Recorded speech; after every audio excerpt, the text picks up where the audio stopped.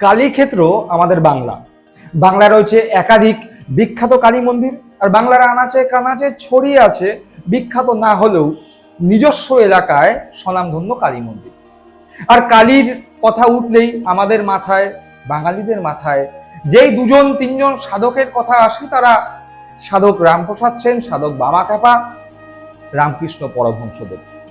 আর কালী পুজো যার গান ছাড়া অচল, সেই সাধক রামপ্রসাদ সেনের কর্মভূমি হালি শহর, সেই হালি শহর বিখ্যাত সাধক রামপ্রসাদ সেনের ভিটে, যেখানে সাধক রামপ্রসাদ সেনের ভিটেতে তারই মেয়ের নাম অনুযায়ী প্রতিষ্ঠিত মা কালী, মা জগদেশ্বরী রূপে পুজো পায়।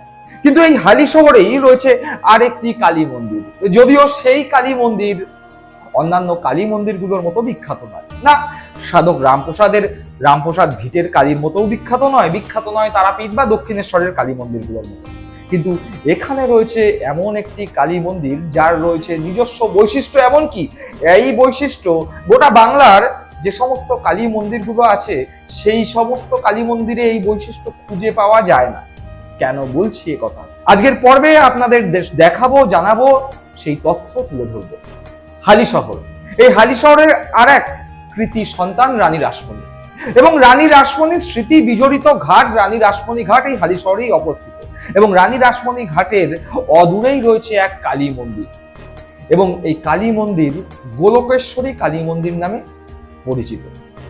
এই গোলকেশ্বরী কালী মন্দির স্বপ্ন আদেশ পেয়ে দুই ভাই শিবপ্রসাদ চট্টোপাধ্যায়, ফণীভূষণ চট্টোপাধ্যায় বাংলার 1263 সনে অক্ষয় তৃতীয়ার দিন এই কালী মন্দির প্রতিষ্ঠা করেন। এরকম অনেক মন্দিরই আছে, কিন্তু এই মন্দিরের বৈশিষ্ট্য কি? এই মন্দিরের মূল বৈশিষ্ট্য এখানে যে কালী মূর্তি, সেটি আমরা মোটামুটি সাধারণত যে কালী মূর্তি দেখি, পুজো করি, সেই কালী মূর্তি শিবের ওপর, শায়িত শিবের ওপর কালী মূর্তি দাঁড়িয়ে আছেন। মা কালীর 4 হাত, জিভ বের করা, এক হাতে খড়গ, এই মূর্তি আমরা দেখে আসছি। কিন্তু এই মন্দিরের মূর্তি এরকম নয়। এই মন্দিরের মূর্তি অর্ধেক, অর্থাৎ মা কালীর মস্তক থেকে শুরু করে কোমর পর্যন্ত এইখানে মূর্তি রয়েছে, এবং এই মূর্তি প্রতিনিয়ত পূজিতা হন। এই মূর্তি পিছনে রয়েছে দুটি কারণ।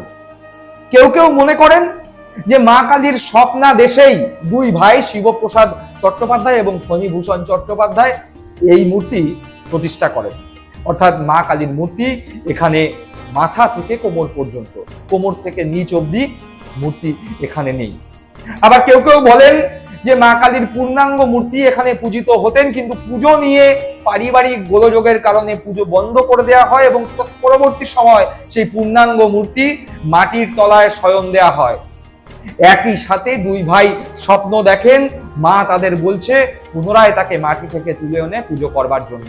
দুই ভাই স্বপ্নাদেশ পেয়ে যখন মাকে তুলে আনতে যান, তখন দেখতে পান যে মা নিজে থেকেই কোমর পর্যন্ত উঠে রয়েছেন।